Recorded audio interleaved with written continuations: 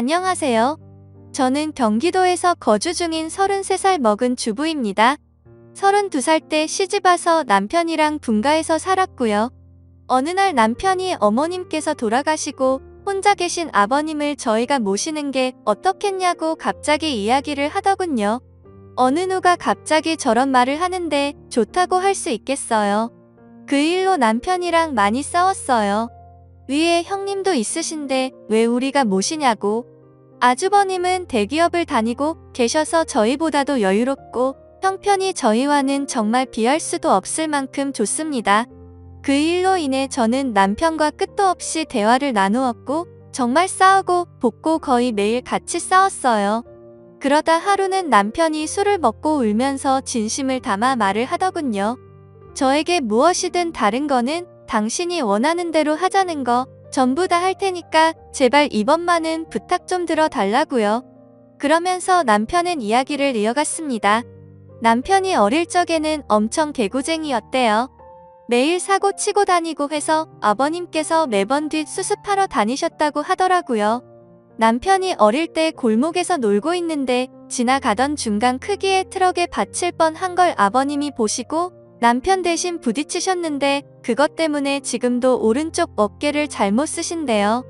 그리고 아버님 하시던 일이 노가다였는데 남편이 군 제대하고도 26살 때쯤까지 놀고 먹었더랍니다. 아버님이 남편을 늦게 낳으셔서 지금 아버님 연세가 68세 되세요. 남편은 33살이고요. 60세 넘으셨을 때도 노가다 하시면서 가족들 먹여 살리고 고생만 하셨다네요. 노가다를 오래 하면 시멘트 독이라고 하나? 하여튼 그것 때문에 손도 쩍쩍 갈라지셔서 겨울만 되면 많이 아파하신다고 하더라고요. 평생 모아 오신 재산으로 마련하셨던 조그만한 집도 아주버님이랑 남편 결혼할 때 집장만 해주신다고 파시고 지금은 월세 내면서 원룸에 들어가서 사신다고 하더라고요. 그런데 어머님까지 돌아가시고 혼자 계신 거 보니 마음이 아파서 눈물이 자주 난다고 하더라고요. 저희가 살림이 넉넉했으면 이런 걱정도 안 할 텐데요. 저는 집에서 살림을 하는 평범한 주부이고 남편은 혼자 직장을 다니는데 일반적인 중소기업을 다니고 이직한 지 얼마 되지 않아 한 달에 세후 150 정도를 벌어옵니다. 그런데 그걸로 아버님께서 오시면 아무래도 반찬도 지금보다는 더 신경을 써야 할 것 같고 여러 가지로 많이 힘들 것 같더라고요. 심지어 그때는 제가 임신을 했어서 아이가 3개월 차인데 모든 부분이 힘겹더라고요. 그럼에도 부유하셨던 형님께서는 절대 아버님을 못 모신다고 강력히 못 박으셨고 아주버님도 그럴 생각이 없다라고 남편이 말을 하더라고요. 저렇게 철벽 방어를 하는데 어떻게 하겠습니까? 그리고 남편이 진심 어린 말들을 저렇게까지 했는데요. 그래서 넉 달 전부터 아버님을 모시기로 하고 저희 집으로 아버님을 모셔왔습니다.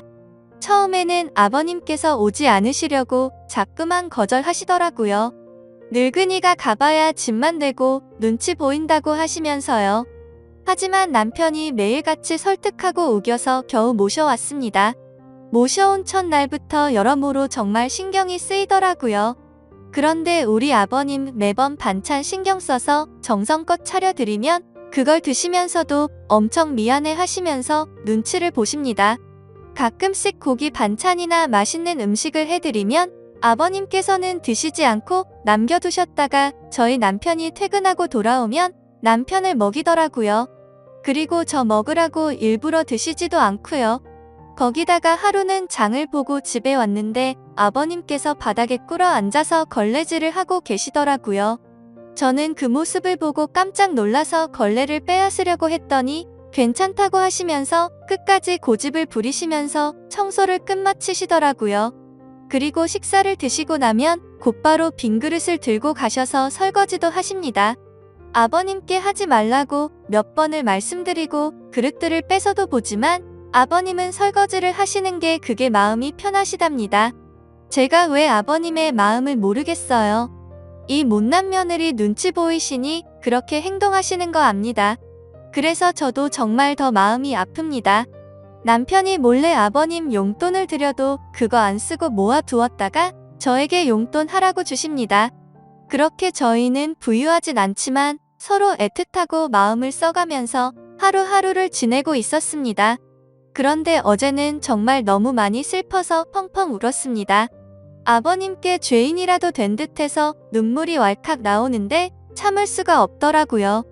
한 달 전쯤부터 아버님께서 아침에 나가시면 저녁 때쯤 들어오시더라고요. 어디 놀러라도 가시는 것 같아서 용돈을 드려도 받으시지도 않고 웃으시면서 다녀올게 하시면서 매일같이 나가셨습니다. 저는 그래서 그냥 집안에만 있으시기엔 답답하셔서 산책이라도 다녀오시다 보다 하고서 크게 생각을 하지는 않았습니다. 그런데 어제 장을 보러 슈퍼에 갔다가 아래층 주인 아주머니를 만나게 되었습니다. 그런데 그 주인 아주머니께서 제게 어렵게 말씀을 하시더라고요. 오다가 이 집 할아버지 봤는데 유모차에 박수 실어서 가던데. 이 말을 듣고 저는 상상조차 못해봤던 일에 깜짝 놀랐습니다. 네, 맞습니다.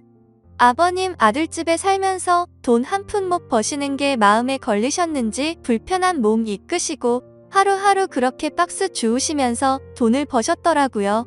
저는 그 이야기를 듣고 장을 보다 말고 밖으로 뛰쳐나갔습니다. 아버님 찾으려고 이리저리 돌아다녀도 안 보이시더라고요. 너무 죄송하고 가슴이 아파서 집에 들어와서 정말 한없이 엉엉 울었습니다. 한참을 울고 나서 남편에게 전화해 오늘의 상황을 말하니 남편도 아무 말이 없더군요. 한참의 정적이 흐르고 남편은 일찍 들어간다고 말하고 그렇게 통화를 끊었고 남편은 저녁 5시 조금 넘어서 평소보다 일찍 퇴근하고 들어왔습니다. 남편도 마음이 정말 안 좋은지 표정도 너무 어두웠고 집에 들어오자마자 가방만 내려두고 아버님을 찾으러 나간다고 하곤 바로 집 밖으로 나갔습니다. 제가 정말 바보였고 한심한 며느리였습니다. 그렇게 매일같이 나가셨는데 관심을 가지고 진작 이 사실을 알았어야 했는데 말이죠. 며칠 전부터 아버님께서 저 먹으라고 봉지에 들려주시던 과일과 과자들을 받으면서도 아버님께서 사오신 것인지 일을 해서 사온 것인가라는 생각도 못했다니 정말 한심스럽습니다. 못난 며느리 눈치 안 보셔도 되는데 그게 불편하셨던지 아들 집 보셔서도 편하게 지내지도 못하시고 매일같이 눈치만 보시다 불편하신 몸 이끌고 그렇게 일을 하고 계셨다니. 친정에 저희 아빠도 고생만 하시다가 돌아가셨는데 돌아가신 아빠 생각도 나고 해서 그렇게 저는 또다시 한참을 펑펑 울었습니다. 그날따라 아버님 웃으실 때 얼굴에 깊게 패인 많은 주름들과 평생 고생을 하셔서 손목에서 갈라진 피부가 자꾸 눈앞에 아른거리고 생각나면서 너무나도 죄송한 마음에 남편이 아버님이랑 들어올 때까지 울고 있었습니다. 남편이 아버님을 찾아 나가고 1시간 정도 좀 넘어서 남편이 아버님을 모시고 집으로 들어오더라고요. 아버님 들어오시면서도 제 눈치를 보시면서 뒤에 끌고 오던 유모차를 숨기시는 모습이 왜 그리 마음이 아플까요? 오히려 죄송해야 할 건 저인데요. 아버님께서 미안해 하는 듯한 그런 모습이 가슴에 남아서 지금도 이 글을 적는데도 마음이 너무 아픕니다. 저는 아버님의 모습을 보자마자 아버님께 달려가서 죄송하다며 손을 꼭 붙잡고서 또 펑펑 울었습니다. 그러자 아버님께서는 매일 나 때문에 밥 차리느라 고생도 많고 편하게 있지 못하게 해서 내가 정말 미안하다면서 제 얼굴을 보면서 손을 꼭 붙잡아 주시면서 말씀하시는데 저는 눈물이 멈추지 않았습니다. 저는 그날 아버님의 손을 처음으로 만져봤습니다. 평생을 고생하시면서 지내온 아버님의 손 심하게 갈라지신 손등과 굳은 살 베인 손에 마음이 너무 아팠어요. 방 안에 모시고 나서도 죄송하다며 그렇게 펑펑 울었습니다. 아버님 식사 챙겨 드리려고 부엌에 와서도 요리를 하고 있는데도 왜 그리 눈물이 그치지가 않던지. 남편은 아버님께 다시는 그런 일 하시지 말라고 말했고 앞으로는 제가 더 열심히 일해서 벌면 되니까 그런 일 하시지 말라고 아버님께 확답을 받아냈습니다. 그렇게 이야기를 끝마치고서 3명이 오순도순 모여서 함께 저녁을 먹었습니다. 밥을 먹는데도 아버님 손을 보면서 자꾸 가슴이 아프더라고요. 오늘은 어제 일도 있고 해서 남편이 연차를 내서 쉬는 날이었고 저는 아버님 모시고 시내 나가자고 남편에게 얘기를 했습니다. 그렇게 저희는 다 같이 시내에 나갔고 날이 좀 쌀쌀해져서 아버님 잠바 하나랑 신발을 샀습니다. 한사코 괜찮다고 하시던 아버님께 제가 말씀을 드렸습니다. 자꾸 그러시면 제가 아버님 눈치 보여서 힘들어요 이렇게 말씀드렸더니 아버님께서는 고맙다고 하시면서 받으시더라고요.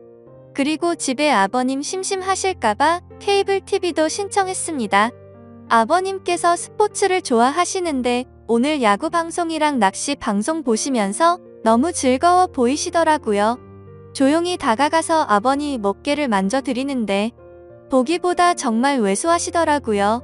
제가 꽉 잡아도 부서질 것만 같은 그런 아버님의 어깨 지금까지 고생만 하시고 자식들 뒷바라지 하시느라 평생 헌신하시면서 살아오셨던 아버님의 그런 발자취들이 느껴지면서 저는 또 마음이 아파왔네요. 남편한테 말했어요. 저 평생 아버님 정말 친아버지처럼 생각하고 모신다고요.